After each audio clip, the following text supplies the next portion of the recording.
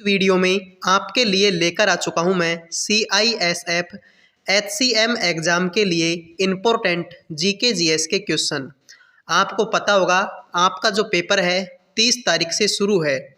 तो शुरू करते हैं वीडियो को बिना किसी देरी के। अगर पसंद आ जाए तो लाइक कर दीजिए, चैनल को सब्सक्राइब कर लीजिए, ठीक है।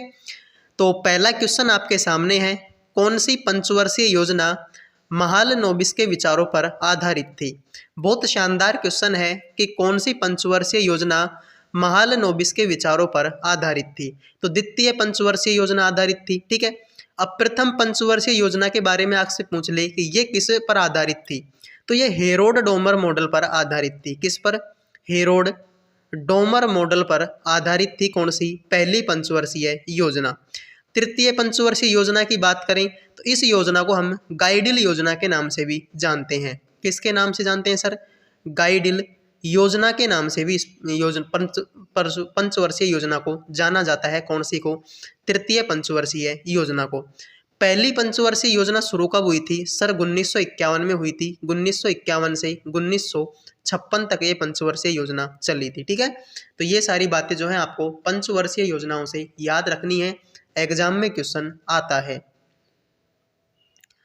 अगला क्वेश्चन है हड़प नीति। एक सेकंड। हड़प नीति या विलय नीति, जिसको अंग्रेजी में बोला जाता है द डॉक्ट्रिन ऑफ लैप्स के नाम से जाने वाली नीति निम्नलिखित में से किसने अपनाई थी?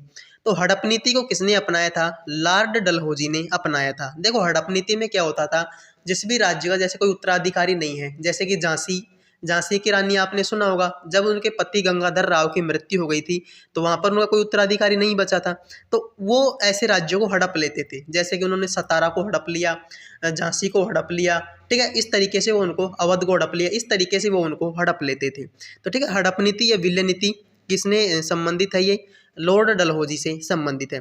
लॉर्ड डलहौजी वही है जिसने भारत में प्रथम रेलगाड़ी चलवाई थी, ठीक है। प्रथम रेलगाड़ी इन्हीं के समय पर चली थी। कब? 1853 में, ठीक है, नोट कर लीजिए। लॉर्ड कॉर्नवालिस, अब लॉर्ड कॉर्नवालिस ने क्या किया था सर? 1793 में स्थायी बंदोबस्त प्रणाली शुरू की थी। क्या की थी? 1793 में स्थायी बंदोबस्त प्रणाली शुरू की थी लॉर्ड कॉर्नवालिस ने। लॉर्ड मिंटो, ठीक है, लॉर्ड मिंटो, तो मार्ले मिंटो सुधार किसको बोला जाता है? 1909 के अधिनियम को क्या बोला जाता है? मार्ले मिंटो सुधार अधिनियम बोला जाता है। तो इसको आप नोट कर लीजिए, एग्जाम में क्वेश्चन आ सकता है, ठीक है। तो ये सारी बातें जो हैं आपको याद रखनी है, एग्जाम में यहाँ से क्वेश्चन पूछा जाता है। निम्नलिखित में से कौन सा कथन सही नहीं है? तो प्रति एकांक आयतन पर लगने वाले बल को दाब कहते हैं। क्या आयतन पर लगने वाले बल को दाब कहते हैं क्या? बिल्कुल नहीं कहते सर। प्रति एकांक क्षेत्रफल पर लगने वाले बल को क्या कहते हैं? दाब कहते हैं। यहाँ पर आयतन लिखा हुआ है, इसका मतलब एक गलत है। द्रव बर्तनों की दीवारों पर दाब डाल सकते हैं, तो बिल्कुल ये बात तो सही है। जो द्रव होते हैं दीवारों की बर्तनों पर क्या डाल सकते हैं? दाब डाल सकते हैं। तीसरा देख लेते हैं, किसी वस्तु पर लगने वाला बल उसकी गति की अवस्था में परिवर्तन कर सकता है लेकिन उसकी आकृति में नहीं। तो देखो ये बात आधी सही है, आधी गलत है। यहाँ पर लिखा हुआ है कि बल लगने से उसकी गति की अवस्था में परिवर्तन हो सकता है। बिल्कुल हो सकता है, लेकिन आकृति में नहीं। ये बात बिल्कुल गलत है, आकृति में भी परिवर्तन हो सकता है, ठीक है। बल लगने पर आकृति में परिवर्तन हो सकता है, ये बात जो है यहाँ पर गलत लिखी हुई है, ठीक है। तो एक और तीन गलत हैं, ठीक है। एक और तीन गलत हैं। पहला तो इसलिए गलत है क्योंकि आयतन पर लगने वाले बल को दाब नहीं कहते, क्षेत्रफल पर लगने वाले बल को क्या कहते हैं? दाब कहते हैं। और तीसरी इसलिए गलत है क्योंकि इसमें लिखा गया आकृति में परिवर्तन नहीं हो सकता दाब लगने पर, जबकि आकृति में परिवर्तन हो सकता है दाब लगने पर, ठीक है, लिख लीजिए। निम्नलिखित में से कौन सी एक आउटपुट डिवाइस नहीं है? आउटपुट डिवाइस वो होती है जो हमको आउटपुट देती है, जैसे कि हमारी टीवी हो गई, तो टीवी की जो स्क्रीन होती है, ठीक है, वो क्या होती है? आउटपुट डिवाइस होती है। उसको हमसे क्या मिलता है, मतलब उससे हमको क्या मिलता है? आउटपुट मिलता है, चित्र देखने को मिलते हैं। तो वो क्या हो गई? हमारे लिए आउटपुट डिवाइस हो गई, ठीक है। तो मॉनिटर हो गया, डॉट मैट्रिक्स प्रिंटर हो गया, प्लॉटर हो गया, ये सारी की सारी कैसी है? आउटपुट डिवाइस है। लेकिन बारकोड रीडर हमको देता थोड़ी है कुछ, वो हमसे लेता है, यानी बारकोड को रीड करके वो अपने अंदर लेता है और बाद में जो उसकी स्क्रीन होती है वो क्या होती है? वो आउटपुट होता है। लेकिन यहाँ पर बारकोड रीडर मशीन की बात हो रही है, तो ये कैसी है? एक इनपुट डिवाइस है, ठीक है, आउटपुट नहीं है। दक्षिण में छोटा अंडमान निकोबार द्वीप समूह से कौन अलग करता है? तो अंडमान और निकोबार को कौन अलग करता है? 10 डिग्री चैनल अलग करता है। अंडमान निकोबार की सबसे ऊंची चोटी का नाम क्या है? सैंडल पीक है। सैंडल पीक कहाँ पर पाई जाती है? अंडमान निकोबार में पाया जाता है, ठीक है, ये पर्वत। किस भारतीय भाला फेंक खिलाड़ी को डोपिंग के लिए 2022 में 2025 तक निलंबित कर दिया? तो डोपिंग के लिए 2022 से 2025 तक किसको बर्खास्त कर दिया? शिवपाल सिंह को। अब देखो, शिवपाल सिंह हो गया, देवेंद्र झांझरिया हो गया, काशीनाथ नाइक हो गया, नीरज चोपड़ा। इन चारों खिलाड़ियों का संबंध किस खेल से है? भाला फेंक से है, ठीक है। इन चारों खिलाड़ियों का संबंध किससे है? भाला फेंक से है। तो इनको आप नोट कर लीजिए। क्वेश्चन आ सकता है कि जिसको 2025 तक निलंबित किया है उस खिलाड़ी का संबंध किस खेल से है? तो शिवपाल सिंह का संबंध भाला फेंक से है, देवेंद्र झांझरिया का संबंध भी भाला फेंक से है, काशीनाथ नाइक का संबंध भी भाला फेंक से है और नीरज चोपड़ा का संबंध भी भाला फेंक से है।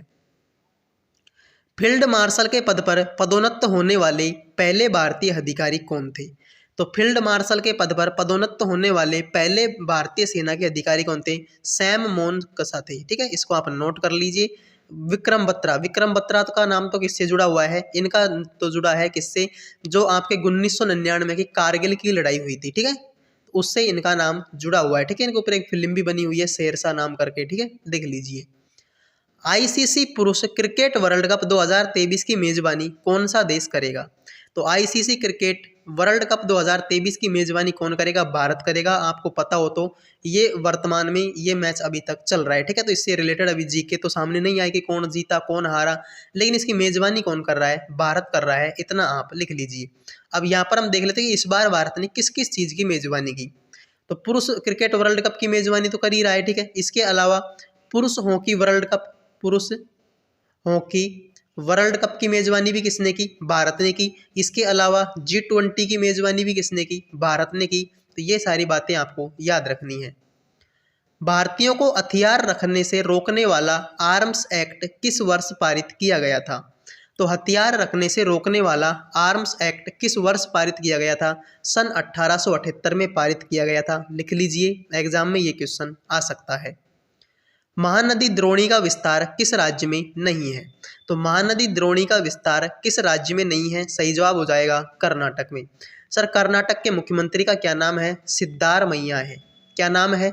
सिद्धारमैया है। और राज्यपाल का नाम क्या है? थावरचंद गहलोत है। थावरचंद गहलोत किसका नाम है? राज्यपाल का नाम है। कर्नाटक के मुख्यमंत्री कौन है? कर्नाटक के मुख्यमंत्री बता दिया सिद्धारमैया। राज्यपाल कौन है? थावरचंद गहलोत। कर्नाटक के लोक नृत्य, ये इंपॉर्टेंट है, बार बार एग्जामों में पूछा जाता है, ठीक है। तो लिखिए गोखारा कुन्नीता। गोखारा कुन्नीथा ये लोक नृत्य कहाँ का है? ये है कर्नाटक का, ठीक है। इसके अलावा डोलू कुन्नीथा, ठीक है, डोलू कुन्नीथा। अब देखो गोखारा कुन्नीथा मिले या ना मिले एग्जाम में आपको कुन्नीथा लोक नृत्य मिल जाएगा। ये बताइए किस राज्य का है? कर्नाटक का है। इसके अलावा नागमंडला, नागमंडला ये भी किस राज्य का है? कर्नाटक का है, ठीक है। तोगालू, तोगालू ये भी किस राज्य का है? कर्नाटक का है। यक्षगान लोक नृत्य ये भी कर्नाटक का है, ठीक है। कृष्ण परिजात, कृष्ण परिजात ये भी कर्नाटक का है। और भूता आराधना, भूता आराधना ये भी किसका है? कर्नाटक का है, ठीक है। तो इन सारे को आप याद रख लीजिए। मुख्यमंत्री भी बता दिए, लोक नृत्य भी आपको बता दिए, ठीक है। लिख लीजिए, एग्जाम में यहाँ से क्वेश्चन पूछा जाता है। निम्नलिखित में से कौन सा राज्य Logistics Ease Across Different States LEADS 2022 में अचीवर्स राज्यों में प्रथम स्थान पर है? तो कौन सा राज्य है? महाराष्ट्र है।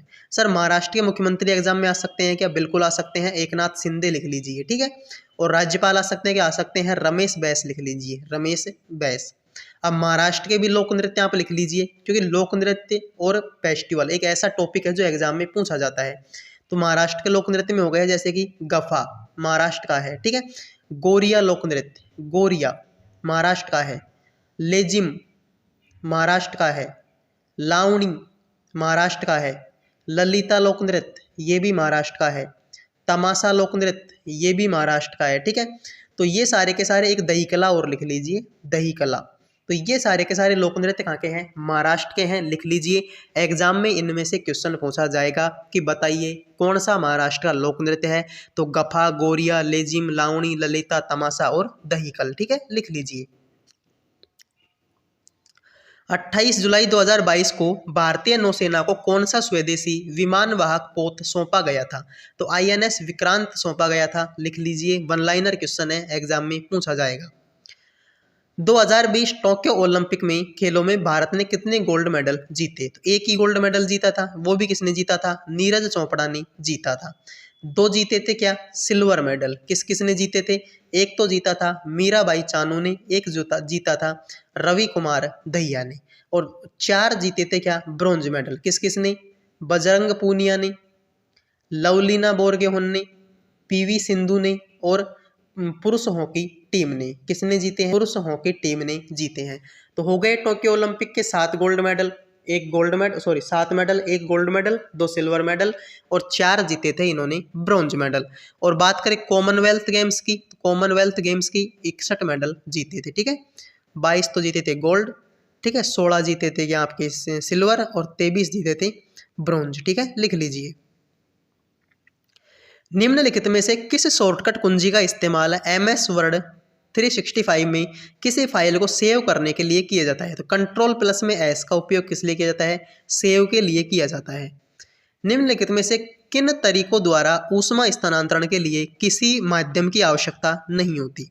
तो देखो, वैसे तो ऊष्मा स्थानांतरण के लिए किसकी आवश्यकता होती है? माध्यम की आवश्यकता होती है। जैसे कि मान लो आप चाय बनाते हो, तो चाय बनाने के जो बर्तन है उसका हत्ता गर्म हो जाता है। वो गर्म इसलिए होता है क्योंकि ऊष्मा को मतलब स्थानांतरण के लिए क्या मिल रहा है? माध्यम मिल रहा है। वो लोहे का बना होता है, तो ऊष्मा स्थानांतरण लोहे में से हो जाती है। ठीक है, तो उसमें माध्यम क्या बन गया? लोहा बन गया। ठीक है, लेकिन एक ऊष्मा का ऐसा माध्यम भी है जिसमें स्थानांतरण की माध्यम की आवश्यकता नहीं होती, वो होता है विकिरण। अब बोलोगे सर ये कौन सा माध्यम है विकिरण? तो देखो, सूर्य का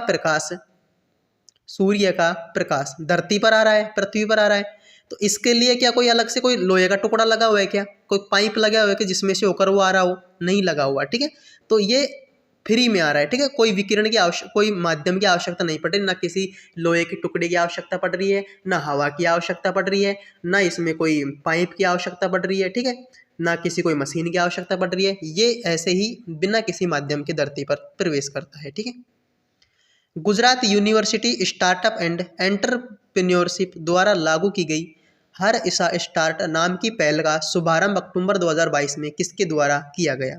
तो किसके द्वारा किया गया? राष्ट्रपति द्रौपदी मुर्मू के द्वारा, जो कि 15वें नंबर की राष्ट्रपति है। एक खालिस्तान खाता वह खाता है जिसका रखरखाव एक भारतीय बैंक द्वारा विदेशों में लेन देन करने के उद्देश्य से आमतौर पर उस देश की मुद्रा में किया जाता है। उसको बोला जाता है नोस्ट्रो खाता बोला जाता है। ठीक है, नोस्ट्रो खाता। खालिस्तान भारत में 2019-20 के दौरान कुल उत्पादन का 33% मैग्नीज अयस्क का अग्रणी उत्पादक राज्य कौन सा था? तो मैग्नीज सबसे ज्यादा कहाँ पर पाया जाता है? मध्य प्रदेश में। ठीक है, कहाँ पर? मध्य प्रदेश में। अब मध्य प्रदेश के मुख्यमंत्री आपसे पूछ लिए जा सकते हैं। ठीक है, शिवराज सिंह चौहान। शिवराज सिंह चौहान क्या है? मुख्यमंत्री हैं। और मगनूबाई छगनबाई पटेल क्या है? इनका राज्यपाल हैं। अब मध्य प्रदेश के लोक नृत्य पूछे जा सकते हैं। ठीक है, ये मैं इसलिए बता रहा हूँ, स्टैटिक जीके का पोर्शन इसलिए बताता हूँ क्योंकि एग्जाम में क्वेश्चन इनसे पूछे जाते हैं। तो मध्य प्रदेश के लोक नृत्य लिख लीजिए। बधाई नृत्य का है? मध्य प्रदेश का है। चटकोरा मध्य प्रदेश का है। सैला नृत्य का है? मध्य प्रदेश का है। विल्मा नृत्य मध्य प्रदेश का है। भगोरिया लोक नृत्य ये भी मध्य प्रदेश का है। ठीक है, नीमाड़ लोक नृत्य ये भी कहाँ का है? मध्य प्रदेश का है। फाफरिया लोक नृत्य ये भी कहाँ का है? मध्य प्रदेश का है। डंडा लोक नृत्य ये भी मध्य प्रदेश का है। ठीक है, तो बधाई हो गया, चटकोरा हो गया, सैला हो गया, विल्मा हो गया, भगोरिया हो गया, ठीक है, फाफरिया हो गया, नीमाड़ हो गया और डंडा नृत्य। ये सारे के सारे लोक नृत्य कहाँ के हैं? मध्य प्रदेश के हैं। लिख लीजिए। निम्नलिखित में से किस फिल्म के लिए अक्षय कुमार ने राष्ट्रीय पुरस्कार जीता है? नेशनल अवार्ड किस फिल्म के लिए जीता है? रुस्तम फिल्म के लिए। 2023 की बात करें तो पुष्पा फिल्म के लिए नेशनल अवार्ड किसने जीता है? अल्लू अर्जुन ने जीता है। किसने? अल्लू अर्जुन ने जीता है। लिंगराज मंदिर भारत के निम्नलिखित में से किस राज्य में स्थित है? तो लिंगराज मंदिर कहाँ पर है? उड़ीसा में है। ठीक है, उड़ीसा में है। कौन सा आपका लिंगराज मंदिर कहाँ पर है? उड़ीसा में। उड़ीसा के भी लोक नृत्य एग्जाम में पूछे जाते हैं सर, लिख लीजिए उड़ीसा के लोक नृत्य। पाइका कहाँ का है? उड़ीसा का है। डंडा लोक, अब आप बोलोगे सर डंडा तो मध्य प्रदेश का भी है, तो बिल्कुल हो सकता है डंडा पश्चिम बंगाल का भी है। एक लोक नृत्य 2-3 राज्यों का हो सकता है, तो पाइका हो गया, डंडा हो गया, केला कोलोनी, केला केलूनी लोक नृत्य हो गया। ठीक है, मेघा नाचा, मेघा नाचा लोक नृत्य हो गया, कर्मा हो गया, चंगू हो गया। ठीक है, इसके अलावा ओडिसी लोक नृत्य तो है ही, इसका शास्त्रीय नृत्य है। इसके अलावा चैती घोड़ा, ये लोक नृत्य भी कहाँ का है? उड़ीसा का है। उड़ीसा के मुख्यमंत्री का क्या नाम है? नवीन पटनायक है, नवीन पटनायक। और राज्यपाल का नाम क्या है? गणेशी लाल है। राज्यपाल का नाम क्या है? गणेशी लाल है। लिख लीजिए, क्वेश्चन आता है। उत्तरी गोलार्ध के उच्च अक्षांशों में शानदार शंकुधारी वन पाए जाते हैं जिन्हें खालिस्तान भी कहा जाता है, तो टैगा कहा जाता है। ठीक है, टैगा। भारतीय संविधान की प्रस्तावना खालिस्तान के संविधान से दी गई है, तो कनाडा के संविधान से तो क्या ली हुई है? राज्य सूची और संघ सूची। ब्रिटेन के संविधान से हमने क्या ली है? संसद ली है। तो ये जो प्रस्तावना है ये संयुक्त राज्य अमेरिका से ली गई है, और वर्तमान रूस से क्या ली है? तो मौलिक कर्तव्य, मौलिक कर्तव्य। और सर अमेरिका से और क्या लिए हैं? मौलिक अधिकार भी कहाँ से लिए हैं? अमेरिका से लिए हैं, लिख लीजिए। ठीक है, निम्नलिखित में से कौन सा रोग मच्छर के काटने से नहीं होता? तो मच्छर के काटने से कौन सा रोग नहीं होता?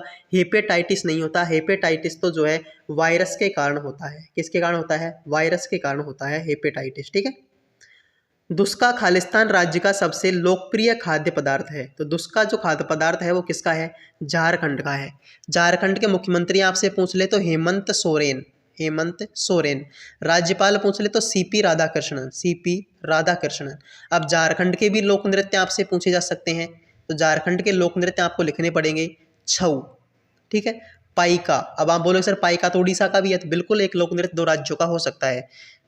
झूम झूम झूम इर, ठीक है, ये भी हो गया। डोक कच हो गया, डोक कच। ठीक है, लहसुआ हो गया, लहसुआ लोक नृत्य, ये भी कहाँ का है? झारखंड का है। झूमता लोक नृत्य, ये भी झारखंड का है। ठीक है, फगुआ लोक नृत्य, ये भी झारखंड का है। ठीक है, फिरकल और पांता, फिरकल और पांता, ये भी कहाँ का है? झारखंड का है। ठीक है, तो झारखंड के लोक नृत्य छऊ, पाइका, झुमिर, ठीक है, डोकच, लहसुआ, झूमता, ठीक है, पांचा, ये सारे के सारे लोक नृत्य कहाँ के हैं? फगुआ, ये सारे के सारे लोक नृत्य कहाँ के हैं? झारखंड के। 25वां क्वेश्चन है, भारतीय संविधान का 42वां संशोधन अधिनियम 1976 ने संविधान के प्रस्तावना में किसे शामिल किया? तो पंथ निरपेक्ष शब्द को शामिल किया था। इसके अलावा समाजवादी शब्द को शामिल किया था, और अखंडता शब्द को शामिल किया था। ठीक है, तीनों शब्दों को जो है 42वें संविधान संशोधन के द्वारा शामिल किया था। इसके अलावा मौलिक कर्तव्य जोड़े गए थे 42वें संविधान संशोधन में। ठीक है, तो इनको भी आप लिख लीजिए। तो ये 25 क्वेश्चन थे जो आपकी CISF HCF एग्जाम के लिए इम्पोर्टेंट है। मिलते हैं नेक्स्ट वीडियो में। जय हिंद, जय भारत।